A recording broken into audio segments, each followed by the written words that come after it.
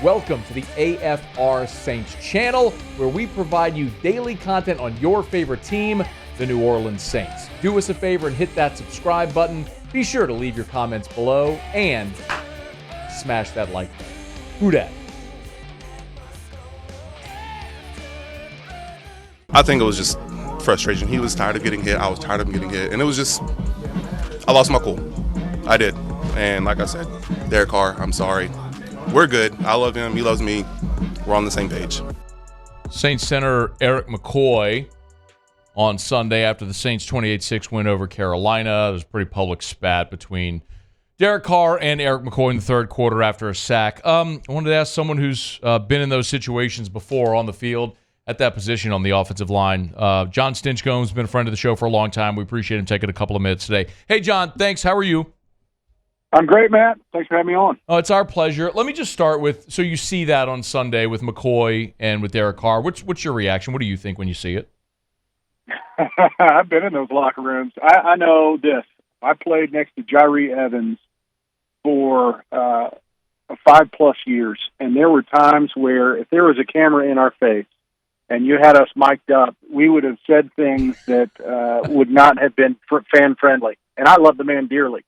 And he's not the only one. So those kind of flare-ups happen. And with the amount of access that we have now with, 54+ cameras in a stadium and microphones jammed everywhere, we've got unprecedented access to some of the conversations and the heated moments that occur. Now it's a little bit different that it's offensive line and a quarterback, and it's very public, and obviously we're not hitting on all cylinders as an offense, and there's plenty of criticism for Derek Carr, and that list goes on and on, so it makes it more of a spectacle. But at the end of the day, that is not a big concern for me, seeing what I saw and how it played out, and the follow-up commentary coming from not only McCoy, but also Carr and Dennis Allen, everybody around it.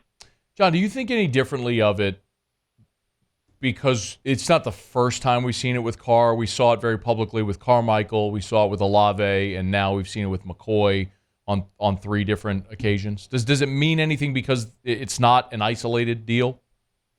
Yeah, I think it's personality, 1, and 2, part of the reason why we get to highlight it, we have seen it flare up more than once, is this is a team that is not meeting expectations. And when there's that level of frustration, it boils over. These are men that expect greatness. I mean, I think everyone heading into the season and having done preseason for them and interviewed most of the names that you've already listed, the bar was set pretty high. And when you're not clearing it and you're not really close, I know they're tied for the record of NFC South, and there's still very much promise, but realistically, this offensive performance has been subpar all season long.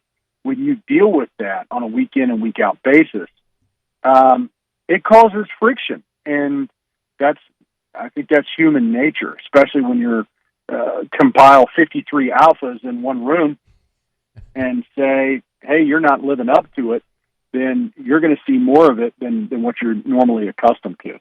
And Jon Stinchcomb is with us. What was when you watched this team in the preseason, based on what your expectation was for them, what has checked the box and what has not, if you remember? Yeah, I'm starting off with the offensive line. I think one of the biggest question marks and hopes, you probably shouldn't go into a season, man, I hope this works out. But one of the biggest hopes was the left tackle position. And Trevor Penning comes out of college, and you knew that he would need a lot of reps to develop. Well, injuries stunted that, not only during his rookie season, but also in the off season, where you can kind of realize, man, there's parts of my game I need to work on. And so you head into the preseason going, we're going to see this live and in living color as it plays out. And what we noticed pretty early on is he wasn't far enough along in his development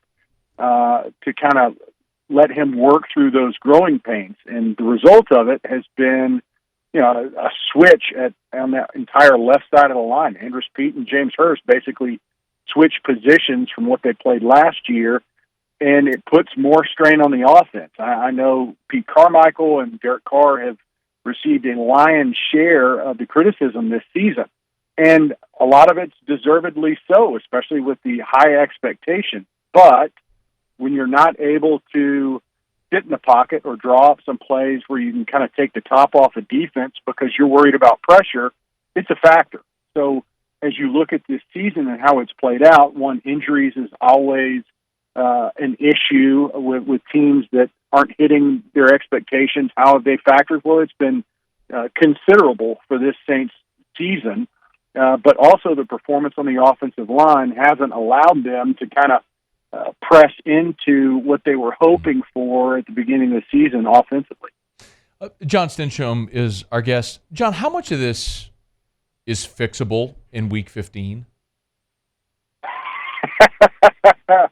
I mean, some of it is. The identity of this team is established. They're not going to revolutionize who they are, how they operate, and in the next 4 weeks, you say, man, this team's really turned things around or found a new gear. Now, I will say, you look at what's remaining on their schedule, and all very winnable games. Of course, I think every opponent that plays the Saints is probably saying the same thing. Yeah. But if you're saying, you look at Atlanta's remaining schedule and Tampa's remaining schedule, of those three, I'll take the Saints schedule and say that they probably have the inside track to get to where they want to go and have a run at these playoffs. Combined record of the remaining opponents is 22-29. So you do have a winnable stretch here ahead with 4 to play. You said something interesting, John, when you talked about the offense and their struggles and being in the locker room with 53 alphas. I go back to that, when you were on the team in 07 and 08, of course, the NFC Championship game in 06, and then missed the playoffs those back-to-back years, where the offense was still prolific and the defense was kind of the issue. With that experience, is there resentment? Like, do you suspect there would be resentment in the locker room right now from the defense because of the offense's inability to get going? You know what? You winning solves a lot of problems. You know what I mean? So if there's any resentment, when you're winning football and you understand that there's still opportunities to reach your goals, you can look past some of the shortcomings of whether it's a position group or a unit on the field. When you're not winning and when you're not hitting expectations, those frustrations seem to boil over and it causes much more friction. So in the years that you're describing, when we're winning football games, we recognize there's times where we're going to have to outscore the opponent and know that, it might turn into a little bit of a boat race. And then there's some other games where the defense is saying, hey, we got your back. We recognize y'all aren't clicking the way you normally do.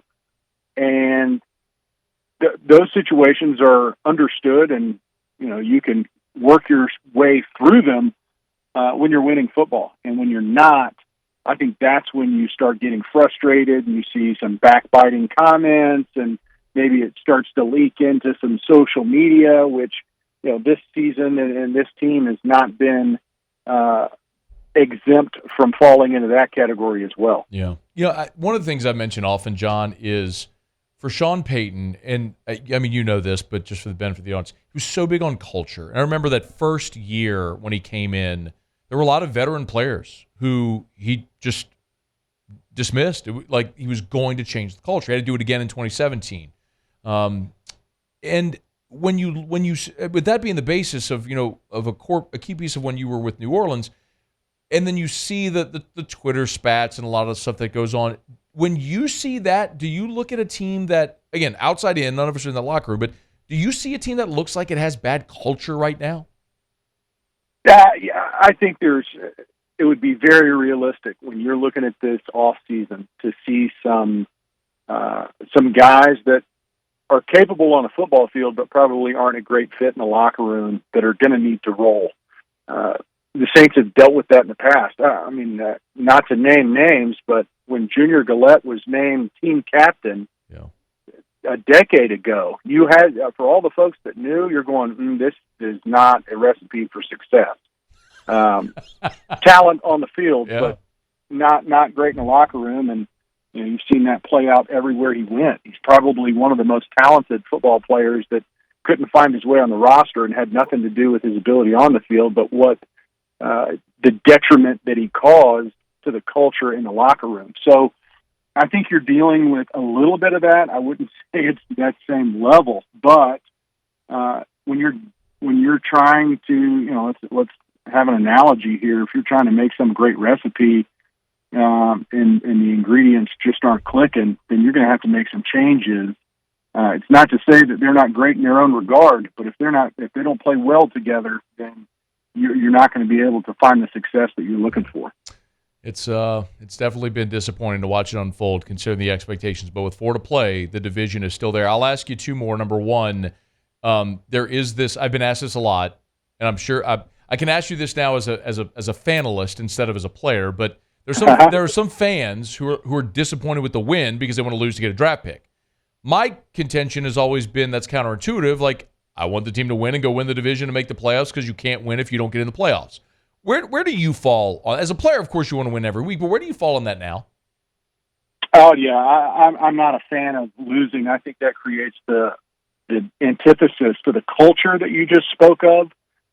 If you start saying, hey, we're better off losing, that starts to trickle into literally everything you do. So if we're going to go out there to compete, we're going to compete to win. Now, they're going to need some different pieces. If you're going ahead and looking at 24, there are some changes that need to be made. There's some maturity that needs to happen across the board, and you need some good players to do that. With that said, tanking is not a recipe that I think breeds a lot of success, and you look at the way the Saints have managed the cap and the pieces that are still in place, and this isn't a fire sale, let's rebuild everything. I think there's just some areas that they're going to need to address.